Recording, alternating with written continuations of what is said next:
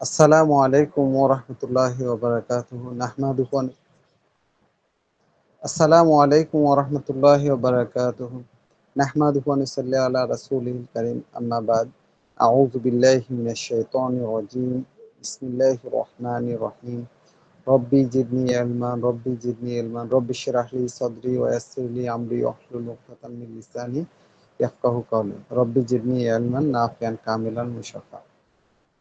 আহ, কথা আজকে অবশ্য অনেকদিন পর আপনাদের সামনে উপস্থিত হলাম। মাঝে অনেক অনেকটা সময় অনেক কিছুই দেশের অনেক পরিবর্তনের পর আমরা একত্রিত হয়েছি।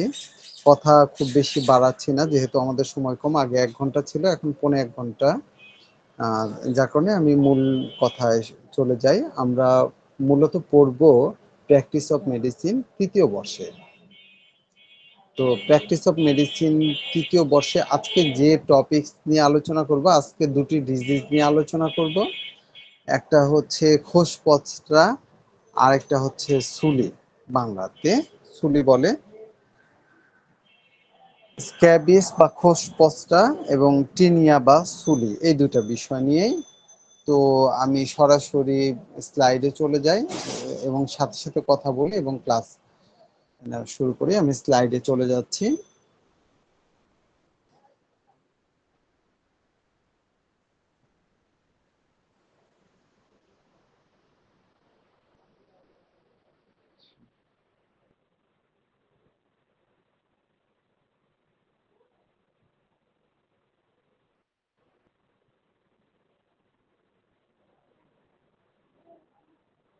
আচ্ছা, এখান থেকে স্ক্যাবিস বা খোসপত্রা এই বিষয় নিয়ে আলোচনা প্রথমে করি। আমরা দুইটা ডিজিজ আজকে পড়ব। তো আপনারা এই রোগগুলোর সাথে খুবই পরিচিত এবং যখন প্র্যাকটিস করবেন তখন এই ধরনের রোগী অনেক পাবেন।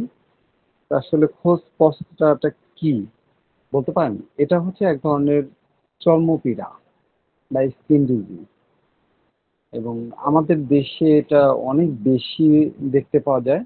বিশেষ করে যারা একটু নোংরা পরিবেশে থাকে, অথবা হোস্টেলে থাকে, অথবা আপনার যারা ব্যারাকে থাকে, মনে করেন যে এই জাতীয় যেখানে অনেক লোকের বসবাস থাকে, এই জায়গাগুলোতে এর এটা খুব বেশি দেখা যায়। আর অস্বাস্থ্যকর পরিবেশ এতেও অনেক বেশি দেখা যায়। আচ্ছা, এবার যদি এই পীড়ার কারণ, এই পীড়ার পেছনে একটা আপনার কি বলবো যে অতি ক্ষুদ্র কীটাণু বা জীবাণু থাকে। এটাকে স্ক্যাবিস বলে, বা অবশ্যই এটার পুরো নাম হচ্ছে অ্যাকেরাস সার্কপটিস স্ক্যাবিস। এই যে আমরা যে ইয়ের কথা বললাম, আমি দেখাচ্ছি চেহারাটা। এই যে আপনারা চেহারা দেখতে পাচ্ছেন, এই স্ক্যাবিসের যে জীবাণু, এই জীবাণুটাই আমাদের দেহে এই চুলকানি তৈরি করে। এর কারণ, প্রধান কারণ হচ্ছে এই যে জীবাণু, স্ক্যাবিসের জীবাণু। এই এটা কি কারণে হয়? যদি কেউ দেখা যাচ্ছে যে রোগীর সাথে একই বিছানায় শয়ন করে তাহলে হতে পারে, কারোর সাথে যদি মুসাফা করে তাহলে হতে পারে, আক্রান্ত ব্যক্তির কাপড় চোপড় বা ব্যবহৃত জিনিস যদি কেউ ব্যবহার করে তাহলেও সে পীড়ায় আক্রান্ত হতে পারে। এমনকি আক্রান্ত ব্যক্তির স্পর্শ করলে এই পীড়া দেখা যায় যে একজন থেকে আরেকজনে ট্রান্সমিটেড হয় বা একজন থেকে আরেকজনে যায়। বিশেষ করে আমি যে কথা বললাম, যেমন বিভিন্ন ওই যে ছাত্রদের হল, ছাত্রীদের হল, মাদ্রাসার যে হোস্টেল আছে, বা এই বেরাক আছে যেমন পুলিশের বা আর্মিদের, এই জায়গাগুলোতে দেখা যায় যে বিছানার চাদর অথবা বিছানাপত্র, বালিশ, এগুলি দীর্ঘদিন দেখা যায় যে ধোয়া হয় না। বা এখানে কারো একজন আক্রান্ত হলেও পরে দেখা যায় পুরো সবার এই রোগে আক্রান্ত হয়। এই ধরনের এটাই খুব বেশি দেখতে পাওয়া যায়। আর এর লক্ষণের কথা কি বলবো? যদি লক্ষণের কথা বলি তাহলে এই এটা এটা চর্মপীড়া সাধারণত হাতে, আপনার শরীরে, পায়ে যে জায়গাগুলো ভাঁজ হয়ে থাকে হাতের বা পায়ের বা এই যে শরীরে, সেই জায়গাতে খুব বেশি দেখতে পাওয়া যায়। প্রথমে ছোট্ট ছোট ঘামাচির দানার মতো হয়, এরপরে দেখা যাচ্ছে সেখানে পানি জমে, পানি জমে সেইটা অনেক সময় পেকে যায়, হলুদ হয়ে যায়, সেখান থেকে পুঁজ বের হয়, আবার এই পুঁজ যেখানে লাগে সেখানে আবার আক্রান্ত হয়। এভাবে দেখা যায় যে আক্রান্ত হতেই থাকে হতেই থাকে। আচ্ছা, আমি এই যে এখানে এখানে অবশ্য আছে লক্ষণ, কারণ, প্রতিকার। তবে লেখাগুলো খুব ভালো না, বড় করলে ফেটে যাবে। মানে খুব বেশি রেজুলেশন দিয়ে করে না। আমি তার পরের ছবিতে যাই। এই ছবিটা আমি একটু বড় করে দেখাই, আপনারা সহজে বুঝতে পারবেন। আচ্ছা, এই যে হাতে দেখতে পাচ্ছেন, এই যে মানে কালো কালো গোটা অনেকটা আঁচিলের মতো মনে হচ্ছে ওনার, এই যে ত্বকটা কালো বলে। আচ্ছা, মানে আচ্ছা, এই যে এখানে অবশ্য এটা সাদা সাদা, এখানে বেশি সাদা বলে হচ্ছে না, তারপরেও যতটুকুতে বোঝা যায় আমি সেভাবে দেখাচ্ছি। দেখা যাচ্ছে? জি স্যার। হ্যাঁ, বোঝা যাচ্ছে? এই যে দেখেন হাতে বা বগলে বা যে জায়গাগুলো ভাঁজ হয় সেই জায়গাগুলিতে এই যে এরকম মনে করেন যে প্রথমে ফুসকুড়ির মতো হয়, সেটা হয়ে আস্তে আস্তে পানি জমে, পানি জমে পুঁজ হয়ে পেকে যায়, যে নিচে আছে এরকম পেকে এই পুঁজগুলো আবার যেখানে লাগবে সেখানে আবার হতে থাকে। এভাবে জীবাণুগুলো অনবরত ছড়াতে থাকে। এ ধরনের দেখেছেন না আপনারা? আপনারা দেখেছেন? জি স্যার। হ্যাঁ, এটা আমাদের বিশেষ করে আমরা যখন প্র্যাকটিস করি আমাদের চেম্বারগুলোতে অনেক রুগী আসে। এই যে হাতে, পায়ে, দেখা যাচ্ছে না? এই অবস্থা, এই খোস পচটার রুগী অনেক আছে। দেখা যাচ্ছে এই যে আঙুলের মধ্যে পেকে কি অবস্থা হয়েছে। এই যে পুরো হাতের তালুটাই এই যে মানে যে জায়গাগুলো ভাঁজ হয়ে থাকে সেই জায়গাগুলো পেকে পেকে পেকে আছে, কালারটা অবশ্যই। আরেকটা হচ্ছে যে এটা শুধু না, পুরো শরীরে হয়। আহ জননেন্দ্রিয় হতে পারে, যে এরকম একটা মেল বাচ্চা এরকমও হতে পারে। মানে এটা যে মানে শুধু একটা জায়গায় হয় তা না, শরীরে যে কোনো জায়গায় হতে পারে, সেটাই দেখানোর জন্যই আমি এই ছবিগুলো দেখাচ্ছি। তো এটা হচ্ছে ই, তারপরে দেখা এই যে, আচ্ছা, এই যে জীবাণু, এটা অবশ্য মানে মাইক্রোস্কোপের নিচের যে মানে ছবি, সেই ছবিটা এটা হচ্ছে যে ওর মধ্যে এক ধরনের রঞ্জক পদার্থ দিয়ে যখন লাইট দেওয়া হয় তখন এরকম চকচকে এরকম দেখা যায়, কিন্তু ওর গা গুলো দেখেছেন কেমন, ওই যে পিনের মতো আকৃতি বাই, এগুলি দিয়ে অনবরত ধরেন যে এক ধরনের সুরসুরি বা চুলকানি দিতে থাকে। এই যে একটা সুন্দর আপনার হাতের এই এই যে এবার দেখতে পাচ্ছেন, এই জায়গাগুলিতে বেশি হয়। আর প্রথমেই হয় এই জায়গায় আক্রান্ত হয়। দেখতে পাচ্ছেন? একটু রেসপন্স জি করবেন স্যার। তাহলে ভালো। হ্যাঁ, আচ্ছা, এরকম এটা হলো শুকনা হয়, কারো ভেজা ভেজা, কারো কষ পড়তে থাকে, পেকে যায় বারবার। বিশেষ করে যাদের মানে পান স্পর্শ হয় বেশি, এদের এটা হওয়ার সম্ভাবনা বেশি এবং এটা ছড়াতে থাকে অনেক বেশি। শুকনো থাকলে অনেকটা কম ছড়ায়, কিন্তু যখন ভেজা থাকে তখন অনেক বেশি ছড়াতে থাকে। এমন আমরাও মানে প্রতিনিয়তই দেখতে পাই। দেখেছেন? এই যে হাতে বিশেষ করে যে জায়গাগুলো ভাঁজ হয়ে থাকে সেই জায়গাগুলোতে আমরা বেশি দেখতে পাই। এই যে এরপরে দেখেন তো, এই যে এই বাচ্চাটার কি হয়েছে, শুধু মানে হাতের ইসে না, হাতের তালুতে এখানে দেখেছেন দু একটা পেকে গেছে, তারপর ওর মধ্য থেকে এক ধরনের ওই যে কি বলবো যে চামড়ার অংশ উঠে আসতে থাকে, এবং যত উঠাবে তত লাল হবে, তত পেকে যাবে, পুঁজ হবে, আরো বেশি চুলকাবে। যখন চুলকায় মানে মারাত্মক চুলকাতে ইচ্ছা করে, চুলকানোর পর মারাত্মক জ্বালা পোড়া হয় এবং আরো বেশি কষ্ট হয়। এমনকি এক ধরনের আঠালো পদার্থ বা পানির মতো পদার্থ বা পুঁজ এই ধরনের বের হয়ে আসে। আপনি দেখতে পাচ্ছেন? জি স্যার। আচ্ছা, বাস্তবে এরকম রোগী দেখেননি? আপনাদের আশেপাশে কাউকে দেখেননি? হ্যাঁ দেখছি স্যার। আচ্ছা, এরকম যে অনেক পাবেন আপনারা চেম্বার যখন প্র্যাকটিস করা শুরু করবেন তখন অনেক রোগী পাবেন। এরকম আসে অনেক ছোট ছোট বাচ্চারা, বিশেষ করে ছোট ছোট বাচ্চারা যারা হোস্টেলে থেকে পড়ালেখা করে এর মধ্যে এই প্রবণতাটা অনেক বেশি দেখতে পাওয়া যায়। অনেক এ ধরনের অনেক বাচ্চা পেয়েছি।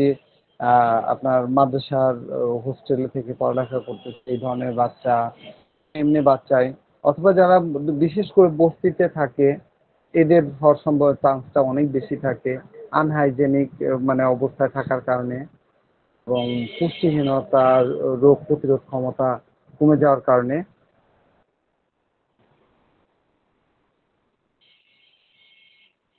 এই যে দেখেন, দেখতে কেমন ভয়ঙ্কর লাগে না? জি স্যার। এই এটার প্রাণীর মানে চেহারা দেখেছেন কেমন সুচালো? এগুলি দিয়ে ও নড়াচড়া করতে থাকে এবং এক জায়গা থেকে আরেক জায়গায় যায়। যখনই যায় ওর গায়ে এই কাটা কাটা গুলো আমাদের শরীরে বিঁধে বিঁধে সেই জায়গাগুলোতে চুলকানি শুরু হয়ে যায়, চুলকাতে থাকে এবং ও প্রচুর পরিমাণে মানে গর্ত করে, চামড়া গর্ত করে এক জায়গা থেকে আরেক জায়গায় গর্ত করে এবং চামড়ার ওই অংশগুলো খেতে থাকে এবং সেখানে ডিম পাড়ে। পেড়ে বংশ বিস্তার করে এবং এই ডিমগুলো দেখা যায় ৮-৯ দিন পরে ফুটে আবার নতুন করে বাচ্চা তৈরি হয়। এভাবে সে অসংখ্য বাচ্চা বংশ বিস্তার করতে থাকে। যত বেশি হতে থাকে তত আমাদের কষ্টটা বেড়ে যায়। দেখে কেমন মানে দৈত্য দানবের মতো মনে হচ্ছে না? ভয়ঙ্কর। খুব ছোট জি ছোট স্যার। কিন্তু খুব কষ্টকর একটা মানে প্রাণী। মানে এই অণুজীবটা খুব কষ্ট দেয় মানুষকে। আচ্ছা, এইবার এখানে আমি দেখেছি এটা সম্ভবত ইউনানি একটা মেডিসিন এর ছবি। আচ্ছা দেখি, এই যে হাইপেরিকাম, হঠাৎ করে এই দেখতে দেখতে দেখলাম যে হাইপেরিকাম অয়েনমেন্ট ওইটা ওর জন্য ব্যবহার করে, বা এরকম নামে বিভিন্ন অয়েনমেন্ট থাকতে পারে। এই যে এইখানে আরেকটা সুন্দর একটা ছবি আছে, দেখেন, দেখতে পাচ্ছেন? হ্যাঁ, এই ছবিটা দেখতে পাচ্ছেন? জি স্যার। আচ্ছা, এই ছবিতে কি আছে বলেন তো একটু? স্যার এটা মনে হচ্ছে স্কিনের নিচে আছে এবং মনে হচ্ছে যে সে ফুটো করে ডিম পেড়ে বের হচ্ছে এক জায়গা থেকে। হ্যাঁ হ্যাঁ, সে এইভাবে আমাদের ত্বকগুলো ফুটো করে নিচে ঢুকে যায়, উপরে এই যে এরকম আঁশের মতো উঠে আমাদের চামড়ার উপর থেকে মনে করেন যে এক ধরনের আঁশ তৈরি হয়, আর নিচে এই যে এরকম ডিম পাড়ে, ডিম পেড়ে সে গর্ত করতে করতে এই মানে অনেক দূর চলে যায়। যে দিক দিয়ে গর্ত করে সেই জায়গায় পানি জমে, পুঁজ জমে, পেকে যায়। আর ওর বাচ্চাগুলো ওই তো ৮-৯ দিন পরে আরো মনে করেন যে আবার নতুন করে হতে থাকে, এরা আবার বড় হয়, এরা আবার ডিম পাড়ে। এভাবে মনে করেন যে এইভাবে চলতেই থাকে এবং এভাবে চলতে থেকে মানুষ অনেক বেশি আক্রান্ত হয়ে যায়। তো ওষুধ না খেলে এবং যদি সঠিক ট্রিটমেন্ট না নেওয়া হয় তাহলে মানুষের অবস্থা অনেক খারাপ হয়ে যায়, অনেক কষ্ট পায়। তো এটা দেখানোর খুব ভালো একটা ছবি পেয়েছি এখানে, এটা বোঝানোর জন্য। এই যে ডিমগুলা এভাবে মানে গর্ত করে চামড়ার নিচে ডিম পাড়ে এবং এই চামড়ার নিচে ডিমগুলা ঠিক ৮-৯ দিন পরে আবার নতুন করে এই যে দেখেন চামড়াগুলো খেয়ে খেয়ে এরকম করে। এই যে এরকম করার কারণে এই জায়গায় যে জায়গায় হয় ওই জায়গাগুলো এবড়ো থেবড়ো বা খসখসে ভাব হয় এবং ওই যে মানে চামড়ার উপরের অংশ উঠে আসতে থাকে যত চুলকানো যায়। আর ওর গায়ে ওই যে কাটা কাটা থাকার কারণে ওই জায়গাগুলো বেশি ইচিং হয় বা চুলকানি হতে থাকে। আচ্ছা, এই যে এখানে আছে পচটার ক্রিম, স্ক্যাবেক্স বা এই জাতীয় বিভিন্ন নামে বিভিন্ন ইয়ে আছে। তো এই এবার আমি বলি যে এটা যদিও এই ধরনের ক্রিম অ্যালোপ্যাথিতে ব্যবহার করে, এমনকি হোমিও যারা কম্বিনেশন ওষুধ ব্যবহার করে তারা ব্যবহার করে, কিন্তু আমরা আসলে এই ওষুধগুলাকে আসলে প্রেফার করবো না। আমরা যেহেতু হোমিওপ্যাথিক ট্রিটমেন্ট করি, আমি এবার যে এর চিকিৎসার বিষয়ে বলি। আনুষঙ্গিক চিকিৎসা, যখন আমরা এর চিকিৎসা করব তখন রুগীকে অবশ্যই বিছানা চাদর কাপড় চোপড় এগুলি সব ধুয়ে দিতে বলবো, ধুয়ে ভালো করে ডিটারজেন্ট দিতে বলবো এবং সেটা রোদে শুকাতে দিব। কেন? সে মানে ছায়ায় বা ভেজা জায়গায় বা যেখানে শুকায় না এরকম জায়গায় আমরা করব না। তার সমস্ত কাপড় চোপড়, যত কাপড় চোপড় আছে, তার পরার কাপড় চোপড়, তার বিছানা সে ব্যবহার করে, গামছা, তোয়ালে, চাদর, বালিশের কভার, যা আছে, মশারি, সমস্ত কিছুই প্রথমে কি করতে হবে, যে ধুয়ে দিতে হবে। যদি আমরা সমস্ত কিছু ধুয়ে দেই তাহলে এর মাঝে যে জীবাণুগুলো আছে সেগুলি মরে যাবে। এরপরে আমরা কি করব, তার ধরেন যে হাত পা এগুলি সুন্দর করে ধুবো। প্রয়োজন হলে আমরা একটা কাজ করতে পারি, ন্যাচারাল মেডিসিন হিসেবে আমরা এই যে এগুলি ব্যবহার করব না, কেনা ওষুধগুলো, এই যে এই ধরনের প্যাটার্ন ওষুধগুলো ব্যবহার না করে নিম পাতা বা নিম পাতার রস অথবা নিম পাতার সাথে আমরা হলুদের রস মিশ্রণ করে দিতে পারি। এটাও এক ধরনের অ্যান্টিবায়োটিক হিসেবে কাজ করে, এই ধরনের জীবাণু মারা যায়। এটা হচ্ছে ন্যাচারাল বা প্রকৃতিগত, এবং আমরা এই থেকে ওষুধ তৈরি করে অ্যাজা ডিরেক্টা ইন্ডিকা হলুদ থেকে ওষুধ তৈরি করি। তো এই যেহেতু এগুলি আমাদের ওষুধি গুণ সম্পন্ন, কি বলবো যে হার্বস, যার কারণে এগুলো আমরা নর্মালি ব্যবহার করতে পারি। নিম তেল ব্যবহার করতে পারি, অলিভ অয়েলের সাথে এই ব্যবহার করতে পারি। কিছু কিছু ক্ষেত্রে অবশ্যই ইচেনেশিয়া ভালো কাজ করে। ইচেনেশিয়া তেলের সাথে মিশিয়ে ব্যবহার করলে বিশেষ করে চুলকানিটা কমে যায়। অথবা আর্টিকা ইউরেন্স বা এই ধরনের বেশ কিছু মেডিসিন আছে আমাদের, এই মেডিসিনগুলো অনেক সময় এক্সটার্নালি ইউজ করা যেতে পারে। আমরা যতদূর সম্ভব প্যাটেন ওষুধ ব্যবহার করব না, আমি দেখিয়েছি এটা বোঝানোর জন্য, কিন্তু আমরা প্যাটেন ওষুধগুলো ব্যবহার করব না। আমরা প্রথমে কাপড় চোপড় বিছানাপত্র ধুয়ে দিব, তারপরে এই আনুষঙ্গিক যে বিষয়গুলো আছে এই বিষয়গুলো অবশ্যই করব, যে তার কাপড় চোপড়, তার খাওয়া দাওয়া, বেশি পুষ্টিকর খাবার দিব, তরল খাবারটা বেশি দিব, হাত শুকনা রাখতে হবে এবং হাত যেন মনে করেন স্যাঁতসেঁতে বা ভেজা না থাকে সেদিকে অবশ্যই খেয়াল রাখবো। আর আমরা বেশ কিছু মেডিসিন অ্যাপ্লাই করতে পারি রোগীর লক্ষণ অনুসারে। যদি লক্ষণ অনুসারে ওষুধ ব্যবহার করি তাহলে অবশ্যই রোগী ভালো হয়ে যাবে, রোগী সুস্থ হয়ে যাবে। তার যখন ভাইটাল ফোর্স সঞ্জীবিত হবে এই জীবাণুগুলো আপনা আপনি সেখান থেকে চলে যাবে। মানে যখন রোগ প্রতিরোধ ক্ষমতা বেড়ে যাবে তখন আর এই জীবাণুগুলো কাজ করতে পারবে না রোগী। আর মলম দিলে যা হবে, আপাতত কিছুটা কাজ হবে, আবার কিছুদিন পরে আক্রান্ত হবে, মলমের কার্যকারিতা শেষ হবে, আবার কাজ আসবে। কিন্তু আমরা যেহেতু হোমিও প্র্যাকটিস করি, হোমিও প্র্যাকটিসের মূলনীতি হচ্ছে একটা রোগকে চিরতরে দূরীভূত করা, রোগীকে পূর্বের স্বাস্থ্য ফিরিয়ে দেয়া, ওর কারণে যে কথাগুলো বলা আছে।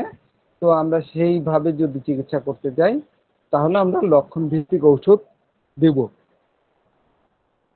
এই লক্ষণ ভিত্তিক ওষুধের মধ্যে কি হতে পারে, যেমন সরিনাম, যদি শীতকাতর হয় তাহলে সরিনাম একটা ভালো মেডিসিন হতে পারে, 201 mg রোগের অনুসারে। সালফার দেওয়া যেতে পারে যদি রোগী দেখা যাচ্ছে যে গোসল নিয়মিত করে না, গোসলে অনিচ্ছা আছে, গরম কাতর, বা সালফারের যে লক্ষণগুলি আছে আহ, সেই লক্ষণগুলি থাকে, তাহলে আমরা সালফার ব্যবহার করতে পারি। এরপর হিপার সালফ ব্যবহার করতে পারি, আমরা মার্ক সল ব্যবহার করতে পারবো, কার্বোভেট, আর্সেনিক অ্যালবাম, সিপিয়া, তারপরে সালফিউরিক অ্যাসিড, কটন চিপ ইত্যাদি মেডিসিন গুলো আমরা রোগীর জন্য অ্যাপ্লাই করতে পারি। লক্ষণে রোগীর যেই মেডিসিনটি তার সাথে সবচেয়ে বেশি সাদৃশ্যপূর্ণ হবে আমরা সেই মেডিসিনটি অ্যাপ্লাই করব। তাহলে ইনশাল্লাহ আশা করা যায় এই রোগগুলি ভালো হয়ে যাবে। এবং আমরা চিকিৎসা করে দেখেছি যে হ্যাঁ ভালো হয়ে যায়। ও মানে এটার জন্য এই যে মলম বা অন্য কোনো কিছু আসলে দিতে হয় না, সঠিক ওষুধ নির্বাচন করে যদি দেয়া যায় তাহলে রোগী তার মধ্যে আমরা যদি আনুষঙ্গিক হিসেবে দিতে চাই তাহলে যে নিম পাতা, নিমের তেল, তারপরে যে কাঁচা হলুদের রস বা ইচেনেশিয়া, তারপরে আর্টিকা ইউরেন্স, এই জাতীয় ওষুধগুলোই আমরা ব্যবহার করতে পারি, অন্য কিছু আমরা আসলে ব্যবহার করব না। তো এই সম্পর্কে, এই মেডিসিন সম্পর্কে আর কারো কোনো কথা আছে? না হলে আমি পরের এই যে মেডিসিন, না ভুল বলেছি, এই ডিজিজ সম্পর্কে না হলে আমি পরবর্তী ডিজিজে চলে যাব। কারো কোনো কথা আছে? না স্যার, তাহলে আপনি নেক্সট টপিকসে যান।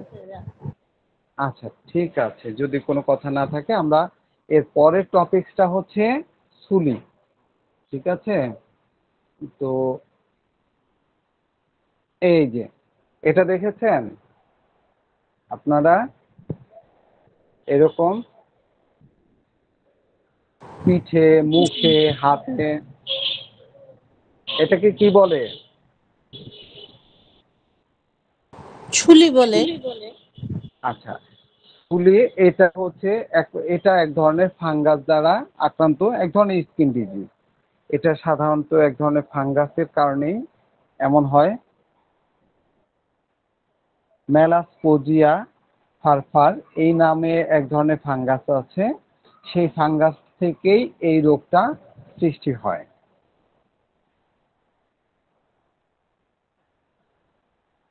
আচ্ছা, টিনিয়া ফ্লেনাস, এটা হচ্ছে মানে এই ইসের সুলির আবার কয়েকটা প্রকারভেদ আছে। আর অবশ্য এটার আরেকটা মানে ইয়ের কথা বললাম যে মাইক্রোস্পোরাস ফারফার এই নামক যে ছত্রাক আছে, সেই ছত্রাক দ্বারাই দেখা যাচ্ছে আহ, এই আক্রান্ত হয়ে চুলিটা আমাদের সাধারণত দেহের মধ্যে দেখতে পাওয়া যায়। তো এই ফাঙ্গাসটা সাধারণত যাদের শরীর একটু ভেজা, ঘামে ভেজা, স্যাঁতস্যাঁতে থাকে, এদের মধ্যে হওয়ার প্রবণতাটা বেশি থাকে।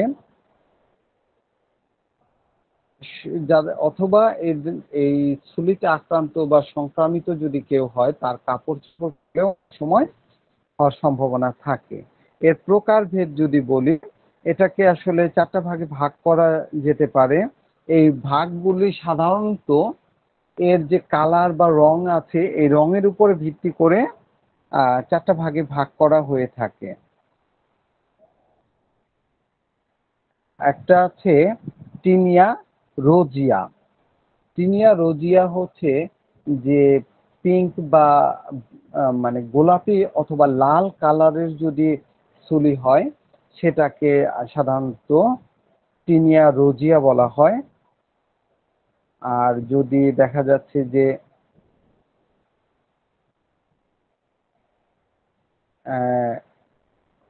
পাটকেল বা ইট কালারের যদি হয়ে থাকে, তাহলে টিনিয়া ভ্যাসিফ্লোর বলা হয়ে থাকে। আর যদি দেখা যায় যে কালো বর্ণের এই চুলি হয়, সেটাকে সাধারণত টিনিয়া নায়াগ্রা বলা হয়। আর আরেকটা আছে সাদা রঙের চুলি, এই যে এখানে যেমন দেখতে পাচ্ছেন, সাদা চুলি বেশিরভাগ দেখতে পাওয়া যায়, এই যে এরকম। এটা হচ্ছে টিনিয়া ফ্লাভা। এই 4 ধরনের চুলি আমরা সাধারণত দেখতে পাই। তবে চুলির সাথে আমরা কখনোই আহ ইয়েকে কি বলবো, সেতী রোগকে মিশিয়ে ফেলবো না। অনেক সময় প্রথম প্রথম অনেকে এটাকে সেতী মনে করতে পারে, বা চুলি। চুলি এবং সেতীর মধ্যে একটু পার্থক্য আছে।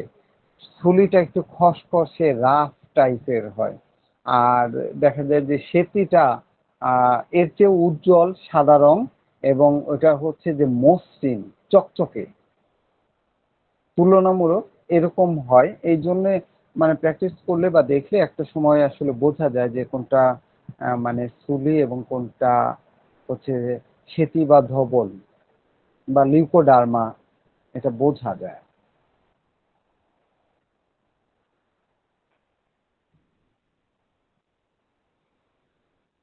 এই এই রোগটা সাধারণত কোথায় কোথায় হয় আমি যদিও বলেছি, আমি তারপরে বলে দিচ্ছি যে মানে কোথায় কোথায় হতে পারে বা লক্ষণগুলো কি। এই তো বললাম যে 4টা কালারের হয়, এই কালারে যেমন গালে হতে পারে, চোখের চারিদিকে হতে পারে, চোখের পাতায়, কপালে, মুখে, তারপরে 2 গালে, ঘাড়ে, হাতে, উরুতে, এমনকি জননেন্দ্রিয় হতে পারে, অন্ডকোষে হতে পারে, এমনকি হাতের যে তালু আছে বা হাতের মানে এই যে মুঠোর পিছন দিক এখানে হতে পারে। সাধারণত মানে গরমের দিন বা গ্রীষ্মকালেই এই রোগগুলো স্পষ্ট বা বেশি দেখা যায়। তার কারণ হচ্ছে যে এই সময় মানুষ ঘামে বেশি, আহ ঘাম থাকে বেশি, এবং বিশেষ করে এই ছত্রাকগুলো, ফাঙ্গাসগুলো এই ঘামে এর বংশ বিস্তার করতে খুব বেশি মানে স্বাচ্ছন্দ্য বোধ করে এবং বেশি বিস্তার করে থাকে। মানে এটার সাথে ওই তো বললাম যে যদি করেন যে এর সাথে কিন্তু আপনার সেতী রোগের কোনো মানে পার্থক্যটা স্পষ্ট, যার কারণে মিশিয়ে ফেলার কোনো নেই। আর চিকিৎসার ক্ষেত্রে সাধারণত আমরা পরিষ্কার পরিচ্ছন্ন থাকতে বলি।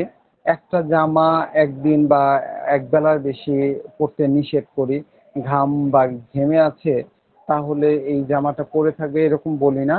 আর ঠিক ওই যে খোস পথটার ক্ষেত্রে যে কথাগুলো বললাম যে তার কাপড় চোপড় জামা বিছনা যা আছে সবকিছুই আসলে ধুয়ে পরিষ্কার রাখতে হয়। আর রোদের আলোতে শুকালে, রোদের আলো জীবাণু ধ্বংসকারী শক্তি আছে, আল্ট্রাভায়োলেট রে থাকে, ওই যে বেগুনি রশ্মির কথা বলি না, এটা জীবাণু ধ্বংস করে। এই রোদের আলোতে শুকালে সাধারণত জীবাণু ধ্বংস হয় এবং সেটা ভালো। আর ঘরে স্যাঁতসেঁতে জায়গায় শুকালে এই জীবাণুগুলো ওর মাঝে, কাপড়ের মাঝে থেকে যেতে পারে। ইউক্যালিপটাস অয়েল এটা ভালো কাজ করে। এরপরে অয়েল বুসি, বাবাসি অয়েল, এগুলি আমাদের বিশেষ করে হোমিওপ্যাথিতে লক্ষণ ভিত্তিক ওষুধের পাশাপাশি আমরা ব্যবহার করে থাকি এবং এই ওষুধগুলিও অনেকটা কাজ করে। এটা এক্সটার্নাল ব্যবহারের জন্য সাধারণত তেলের সাথে ব্যবহার করা হয়ে থাকে। এরপরে আরো কিছু আছে, যেমন আপনার লেবুর সাথে হাইপো ব্যবহার করে অনেকে, স্পিড ভেজানো কেউ কেউ আলকাতরাও ব্যবহার করে থাকে। ব্যবহার করলে এর কারণে এই রোগটা অনেক সময় দূরীভূত হয়ে যায়। তারপরে হাইপোসালফাইড লোশন ব্যবহার করে, সালফার মলম ব্যবহার করে থাকে অনেকে, গ্রাফাইটিস মলম, রিজেনিক। তবে আমরা যেটা বলবো যে এটার সাথে আসলে ব্যবহার করায় টার্টারিক অ্যাসিড বা অন্যান্য অ্যাসিডও ব্যবহার করে থাকে।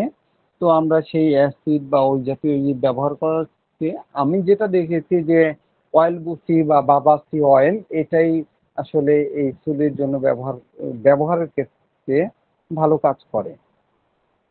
সবসময় পরিষ্কার রাখতে হবে, বিশেষ করে কাপড়ে। আর ঔষধের কথা যদি বলি তাহলে sulphur, psorinum, graphites, nitric acid, natrum mur, kali carb, এই যে আমি যে বললাম এই কয়টা না, এরকম এটা হচ্ছে যে মেন প্রধান প্রধান ওষুধগুলো যেগুলি বেশি ব্যবহৃত হয়ে থাকে। এরপরেও লক্ষণে মিললে যে কোনো ওষুধই আমরা ব্যবহার হতে পারে, আমরা ব্যবহার করে থাকবো। আমি এবার কিছু ছবি দেখাই, এতক্ষণ তো মানে মূল কথাগুলো বললাম। আচ্ছা, এই এই দেখেন, দেখে বোঝা যাচ্ছে এটা পিঠে, এখানে পিঠে এই যে এরকম মানে অন্য চামড়া থেকে একটু ভিন্ন কালারের। এই যে এইখানে কিন্তু একটা পার্থক্য আছে, আমি দেখাই। এখানে দুটো ছবি, এই যে যেটা ফর্সা সাদা মধ্যে যেটা দেখা যাচ্ছে এইটা কিন্তু লিউকোডার্মা, এটা কিন্তু সুলি না। আমি মানে দেখানো বা বোঝানোর জন্যই ছবিটা নিয়ে আসছি। দেখেন এটা কতটা স্পষ্ট। এবং এই এই ধরনের সাদা যেভাবে হয় এটা হচ্ছে লিউকোডার্মা, অর্থাৎ শ্বেত রোগ। এবং শ্বেত রোগের ওই জায়গায় যদি পিন দিয়ে মানে চাপ দেওয়া হয় অনুভূতিটা কম থাকে বা থাকে না, কিন্তু সুলির ক্ষেত্রে কিন্তু এরকম না। আর চুলে এরকম এক জায়গায় এরকম বড় চাকা কম হয়, মানে ছোপ ছোপ ছোপ ছোপ টাইপের হয় বেশি, একসাথে হয় কিন্তু এটা কম। এটাও কিন্তু এই যে কালচে রঙের যে চুলের কথা বলেছি, এটা অনেক সময় অনেকের কালচে রঙের হয় বা রোদে যাওয়ার কারণে আগে সাদা ছিল পরবর্তীতে কালচে রঙের চুলিও এরকম হয়ে থাকে। এই যে এটা কিন্তু চুলি না, আমি এটা বোঝানোর জন্যই এটা নিয়ে আসছি। এটা আদৌ কিন্তু চুলি না। আপনারা খুব ভালো করে দেখেন, চুলি হলে ওখানকার চামড়া বা লোমগুলো সাদা হয় না, কিন্তু লিউকোডার্মার ক্ষেত্রে একটা বড়ই ওই লিউকোডার্মার যে পশমগুলি আছে এগুলি সাদা হয়ে যায়। এটা পুরোপুরি লিউকোডার্মা বা সেতি রোগ। আমি বোঝানোর সুবিধার জন্যই এই ছবিগুলো পাশাপাশি নিয়ে আসছি। এই যে এটা হচ্ছে সুলি, দেখেছেন? এক জায়গায় কিন্তু বড় না, এই দেখেন পার্থক্যটা। এটা একটাই মানচিত্র আকৃতি বা একটা সাদাই বড় হয়ে যায়, কিন্তু সুলি কিন্তু এরকম না, ছোট ছোট ছোপ ছোপ কালো সাদা কালো সাদা দেখতে পাচ্ছেন? অনেক জায়গা জুড়ে পুরো গাল জুড়ে আছে, কিন্তু ছোট ছোট ছোপ ছোপ ছোপ ছোপ। সুলিটা সাধারণত এরকম হয়, অথবা এরকম লিউকোডার্মার মতো হয়। এই যে এখানে কিন্তু ওর কালারটা এত উজ্জ্বল থাকে না, একটু কি বলবো যে মানে কম ডিপ থাকে। এই যে এইটা একটা চুলি, সাদা চুলির একটা এখানে এরকম বোঝা যায় কি না যায় এরকম, এটা হচ্ছে যে মুখটা সুন্দর করে পরিষ্কার করে রাখার কারণে বা মুখে হয়তো ক্রিম বা অন্য কোনো কিছু ব্যবহার কারণে এটা বোঝা যাচ্ছে কম, কিন্তু এটা হচ্ছে চুলি।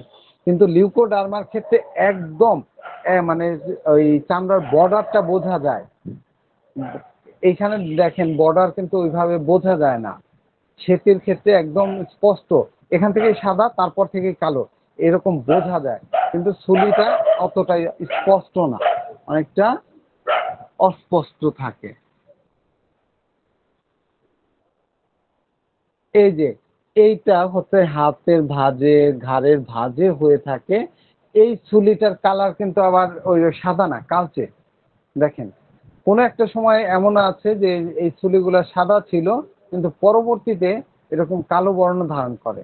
অথবা বিশেষ করে যারা মোটা টাইপের, যাদের চামড়া অনেক মোটা বা ওবিসিটি বেশি, এদের সাধারণত সাদা চুলির চাইতে কালো চুলি হয় বেশি, বা প্রথমে সাদা হয়, কিছুদিন পর এরকম কালো চুলি মানে কালো রঙের চুলি হয়ে যায়।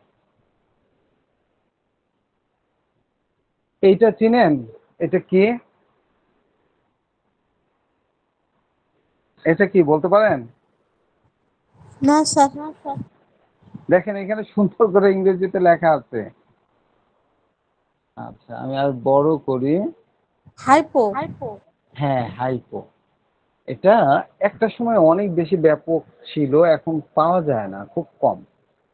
আগের দিনে যারা ছবি উঠাতো না, ওই অ্যানালগ ছবি ছবি উঠাতো, ফিল্ম নিত, ফিল্ম আবার পানি দিয়ে ধুইতো, ধোয়ার পরে সেটা মেশিনে দিত, এরকম অনেকগুলো প্রক্রিয়া করে ছবিগুলো উঠাতো না, ওই স্টুডিওতে এই হাইপো ব্যবহার হতো ওই পানিতে ধোয়ার কারণে।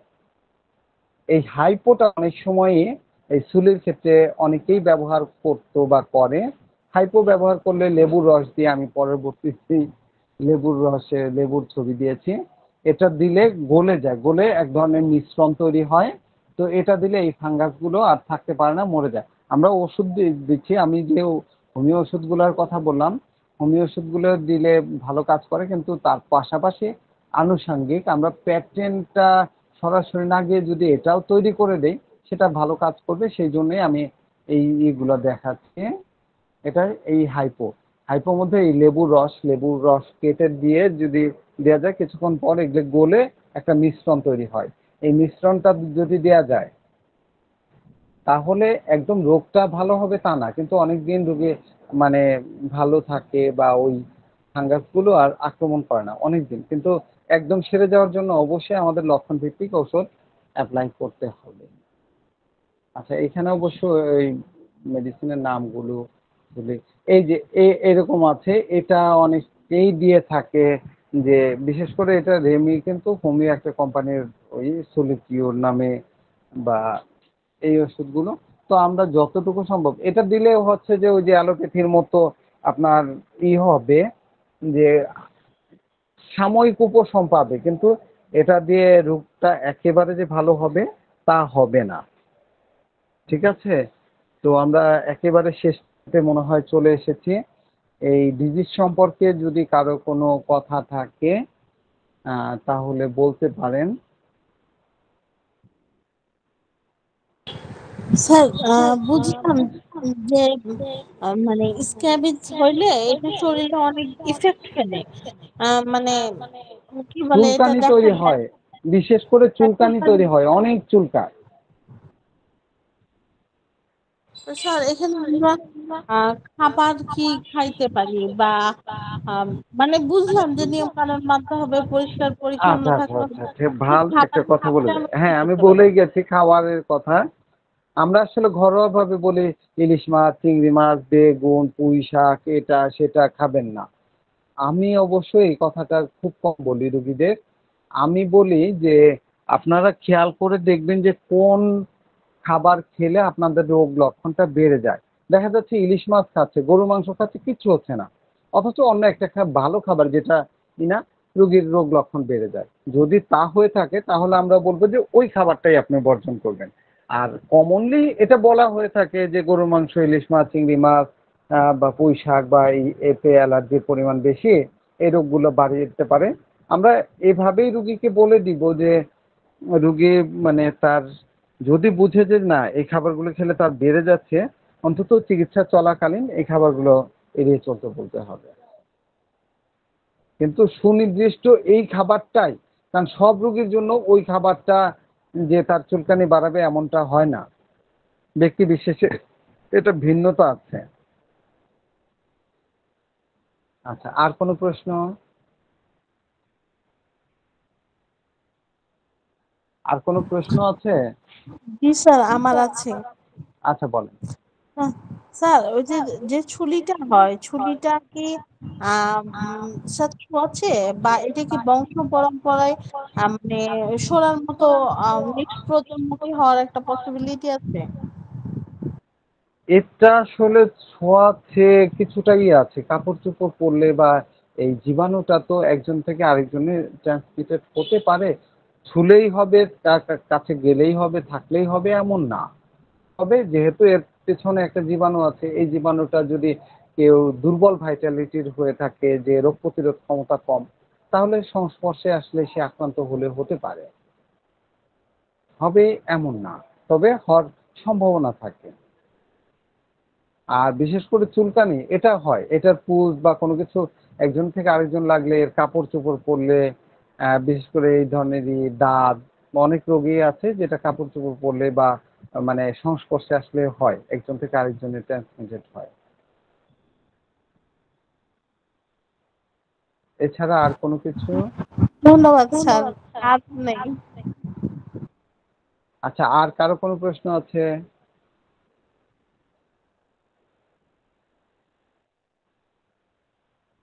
আর কারো কোনো প্রশ্ন নেই? প্রশ্ন না থাকলে আমি শেষ করে দিব, কারণ হচ্ছে যে স্যার আমার রেকর্ডিং অফ ক্লাসের করবো? সময়। হ্যাঁ হ্যাঁ, অফ করে দেন।